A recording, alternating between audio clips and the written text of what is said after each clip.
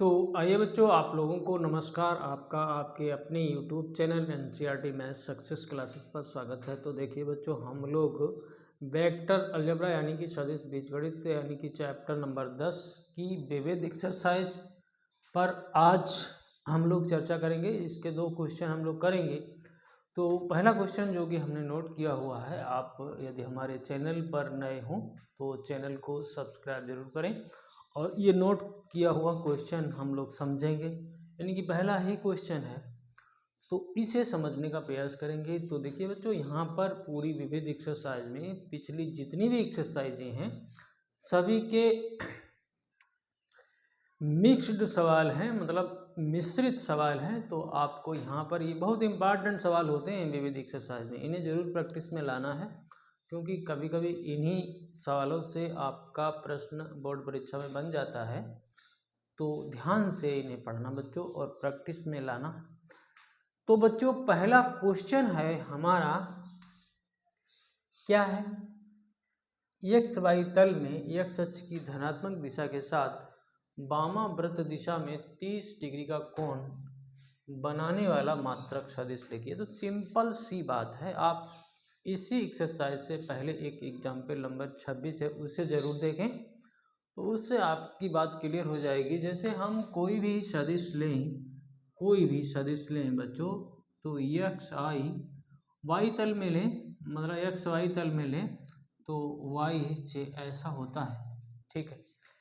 तो यदि हम लोग यहाँ पर एक्स बराबर कॉस थीटा और वाई बराबर साइन थीटा ले लें तो ये बच्चों एक मात्रक सदिश एक्स वाई तल में होता है। सीधी सी सिंपल सी बात है। तो ये आर वेक्टर बराबर कॉस थीटा आई और बच्चों साइन थीटा जे, इस प्रकार से ये मात्रक सदिश हो जाता है। तो या तो आप ऐसे समझें या फिर कोई दूसरा तरीका हम लोग सोचें तो उससे भी। यहाँ पर देखिए थीटा हमारा इस क्वेश्चन के लिए बच्चों, इस क्वेश्चन के लिए थीटा हमारा कितना है? देखिए 30 अंश है, ठीक है। तो इसमें आप इसको रखिए तो आर वेक्टर बराबर, अच्छा इसको अगर आर वेक्टर नहीं कहते हैं आप तो इसको ओपी वेक्टर भी कह सकते हैं। तो ये बच्चों हो जाएगा कॉस 30 अंश बच्चों, और क्या है? कॉस 30 अंश आई और बच्चों साइन 30 अंश बच्चों इंटू जे। इस प्रकार से ये आपका मात्रक सदिश एक्स वाई तल में हो गया है। अब कुछ नहीं करना है, इसमें आपको मान निकाल के रख देने हैं। तो cos 30 का मान कितना होता है बच्चों? देखो, ठीक है, देखिए कुछ भी लिखिए, आर वेक्टर लिखिए, ओपी वेक्टर लिखिए। तो बच्चों cos 30 का मान √3/2 होता है, √3/2 आई हो गया। और साइन 30 का मान 1/2 होता है, 1/2 जे हो गया। तो बच्चों ये अपना आंसर हो गया इस सवाल के लिए। एक्स वाई तल में ये बच्चों एक्स अक्ष की धनात्मक दिशा के साथ 30 डिग्री का कोण बनाने वाला मात्रक सदिश हो गया। सिंपल सा है क्वेश्चन, ज़्यादा आपको चक्कर में नहीं पड़ना है। यदि आपको दिक्कत लगे तो हमें कमेंट करके ज़रूर बताना।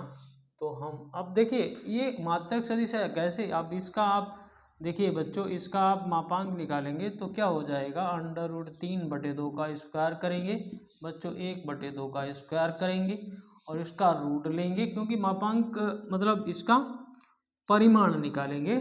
तो बच्चों ये हो जाएगा 3/4, ये हो जाएगा बच्चों 1/4। यहाँ से देखें तो ये हो जाएगा अंदर में 4/4, तो ये 1 आ गया। निश्चित हो गया कि ये एक मात्रक सदिश है, ठीक है। ये निश्चित हो गया आपको कि ये मात्रक सदिश है। तो सिंपल सा एक्स वाई तल में इसे आप याद रखें, इसे आप याद रखें, आपका क्वेश्चन सरल हो जाएगा। यदि आप ऐसे नहीं समझ पा रहे हैं तो फिर थोड़ा सा समझना तो पड़ेगा। तो ये क्वेश्चन तो हो गया है। वैसे अगर दिक्कत लगे तो फिर इस प्रकार से समझें। कैसे समझेंगे? ऐसे देखिए बच्चों, कोई भी हम लोग अगर हम लोग कोई भी वेक्टर जैसे लें, जैसे यूनिट वेक्टर लें तो बच्चों हम लोग क्या करते हैं, देखिए हमारे पास कोई वेक्टर है तो इसको L I Y J sorry M J N K, ठीक है, एन के, इस प्रकार से हम लोग कोई भी वेक्टर जैसे लें और यूनिट वेक्टर लें तो एल बराबर होता क्या है, कॉस अल्फा आई, यहाँ पर बच्चों कॉस बीटा जे, यहाँ पर बच्चों कॉस गामा के। इस प्रकार से ये हमारा, जैसे अगर कैलकुलेशन में अगर इसको लें तो cos square alpha plus cos square beta plus cos square gamma, आपने देखिए पढ़ा होगा L square plus M square plus N square बराबर 1। तो ये बच्चों अपना ये एक यूनिट वेक्टर है, क्या है, एक यूनिट वेक्टर है। हालांकि इसको हम लोग कैप भी लिख सकते थे लेकिन नहीं, फिर भी हमने ऐसे। अब देखिए थोड़ा सा समझने का प्रयास करिए, आप देखिए आप यहाँ पर देखिए एक्स वाई तल में, जैसे आप यहाँ देखिए ये आपका एक्स अक्ष है, ये आपका वाई अक्ष है, कहीं ना कहीं इधर से इस साइड में है, बिल्कुल ये एक्स है, ये वाई है, इस साइड में कहीं ना कहीं यहाँ पर जेड भी है, ठीक है, यहाँ पर जेड एच भी है, क्योंकि 3D की बात कर रहे हैं।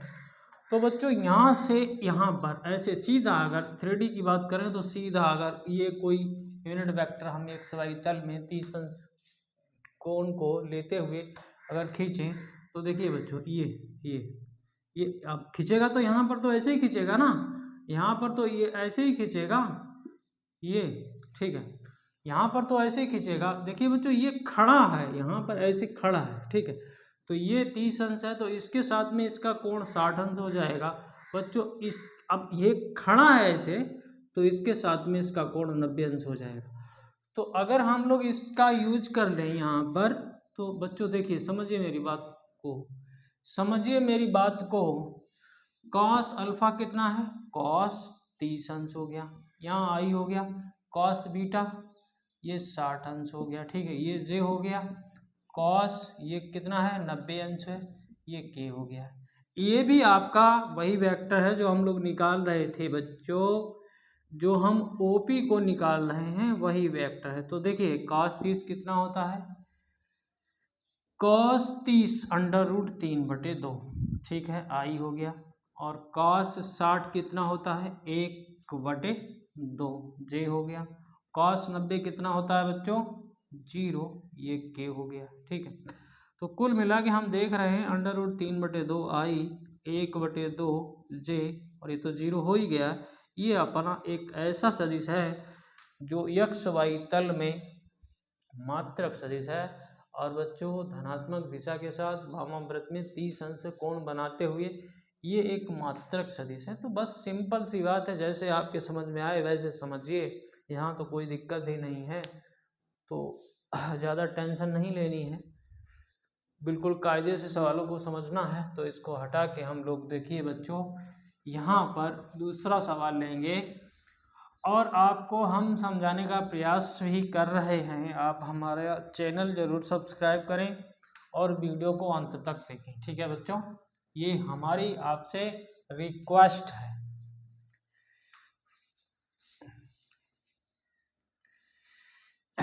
देखेंगे अगला सवाल, बिल्कुल इम्पॉर्टेंट है और इतना सरल है बच्चों, आपको इसको करने में कोई दिक्कत नहीं होगी। यहाँ पर किताब में आप अपना क्वेश्चन ज़रूर देखें। तो 2 बिंदु हैं हमारे पास क्वेश्चन नंबर 2 में बच्चों, 2 बिंदु हैं, एक P बिंदु है, एक क्या है बच्चों x1, y1, z1। एक बच्चों हमारे पास Q पॉइंट है, यहाँ x2, y2, z2 इस प्रकार से दिया गया है। मिलाने वाले सदिश के अदिश घटक और परिमाण ज्ञात कीजिए, ऐसा आपसे कहा गया है। तो पहली बात तो हम लोग यहाँ पर सदिश निकालेंगे बच्चों। तो देखिए पी क्यू वेक्टर कैसे निकालेंगे, पी क्यू वेक्टर देखिए थोड़ा सा कैलकुलेट, देखिए होता क्या है क्यू का स्थित सदिश माइनस पी का स्थित सदिश। तो क्यू का स्थित सदिश ये, अरे भाई x2y y2j z2k, ये हो गया क्यू का स्थित सदिश, माइनस इसका x1i plus y1j plus Z1 के ये हो गया इसका स्थित सदिश, तो घटा दीजिए।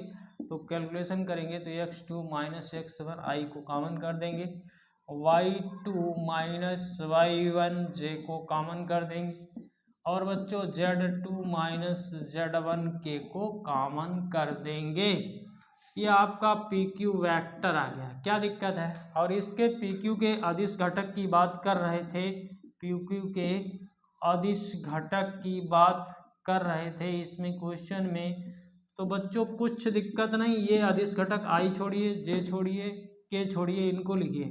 तो x2 माइनस x1 कामा y2 माइनस y1 कामा z2 माइनस z1, ये आपके अदिश घटक हो गई। एक आंसर तो यह हो गया। अब बच्चों PQ वेक्टर का परिमाण भी इन्होंने कहा था, तो इसको निकाल देते हैं x2 माइनस x1 का होल स्क्वायर।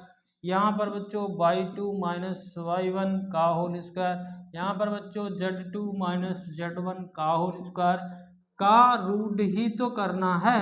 एक आंसर बच्चों ये हो गया और एक आंसर आपका ये हो गया। अगला सवाल बच्चों अगले वीडियो में लेंगे, क्योंकि ज़्यादा लंबा वीडियो आपके समझ में नहीं आएगा, आप ज़्यादा देर तक मोबाइल नहीं चलाएंगे, तो इसलिए हम छोटे छोटे वीडियो में आपको क्वेश्चन कवर कराते हैं। आप लोगों से निवेदन है कि हमारा चैनल सब्सक्राइब करें, बेल आइकन प्रेस करें, ऑल पर सेट कर लें ताकि वीडियो का नोटिफिकेशन आप लोगों को मिलता रहे। साथ ही लाइक भी करें। धन्यवाद। जय हिंद, जय भारत।